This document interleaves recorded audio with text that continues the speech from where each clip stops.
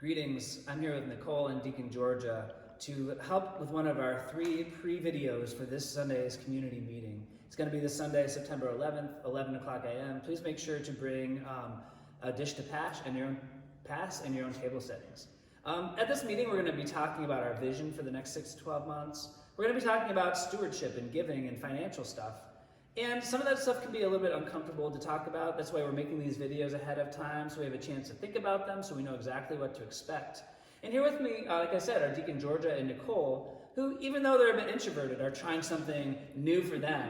It's just doing this video together. And so I'm really excited to do this video with them as we talk about the third thing we're talking about on Sunday, which is our new way of trying to share in the meaningful work of the mission, and that's called our guild system.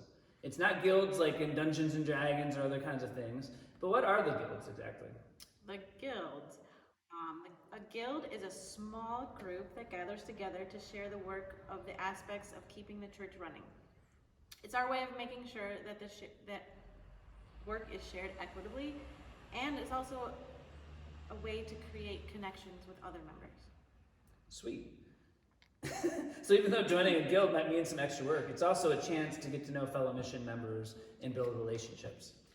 That's right. Work can range from regular weekly tasks that just need to get done to looking at the bigger picture of the guild's portion of the work and imagining how we can best use our resources and relationships to serve our mission of shalom.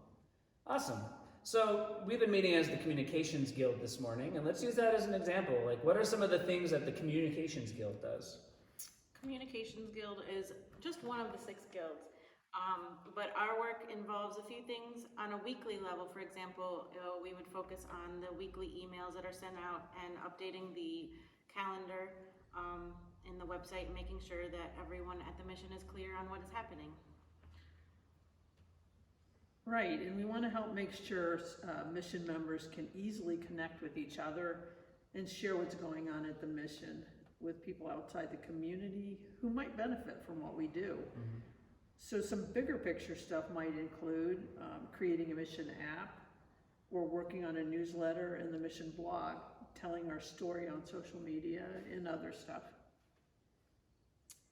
Yes, but before we jump ahead, we'll make sure that we connect and discern together, because ultimately the guilds are a chance for the mission members to figure out together what kind of meaningful work we want to do together and how to do it. So ultimately, it will be the guilds, not just the pastoral staff, who presents an idea to the community, from the community and for the community. Definitely. That's going to be really important as we make this transition as a community, as organizing from like a Matthew and denomination-driven community towards more of a co-op style, people-stewarded and people-directed community. It's really important that, as Nicole said, that this stuff is coming from y'all and that we implement what you're feeling called to do as a community. So as we're moving forward, how can people get involved in guilds? That's a really important question.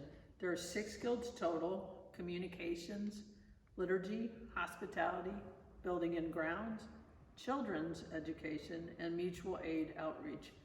You'll find descriptions in the rad infographic that Nicole made, included in this week's weekly email. It is rad. So part of our membership practice at the mission is contributing sometime each year to helping run the community. So instead of a chore signups and other things that haven't really panned out in the past, the mission table thought that having a communal relationship approach would be better. Right. I mean, like, part of being a practice-based community is we've tried different things. We've tried to live into our life together, found what didn't really work, trying this thing. And one thing I know we all value as a community are relationships and equity, making sure everyone's doing their fair share.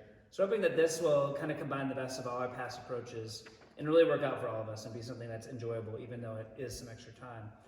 So what can people expect for this Sunday at the meeting around guilds and how to kind of get connected? Yeah, at the meeting on Sunday, we'll have a time for speed dating session with each rep from the guilds. A chance to get to know them, ask questions, and see which one you'd like to be involved with.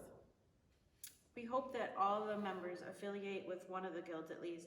Even if you're not sure how much time you think you'll have, we want everyone to connect to others via these guilds. It's a good way of connecting. So, because we know that your voice matters and so does your involvement. So please start thinking about which guild best matches your gifts and interests. You don't have to serve on the same guild forever. So ask yourself, what's a good place to get started?